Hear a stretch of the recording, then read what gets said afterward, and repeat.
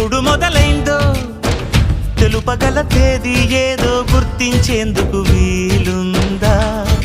ప్రణయం ఎవరి హృదయంలో ఎప్పుడు ఉదయిస్తుందో గమనించే సమయం ఉంటుందా?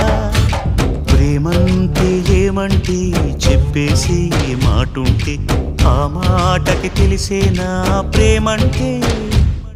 అది చరితలు సైతం చదవని వైనం, కవితలు సైతం పలకని భావం, సరిగమలెరుగని మధురిమ ప్రేమంటే.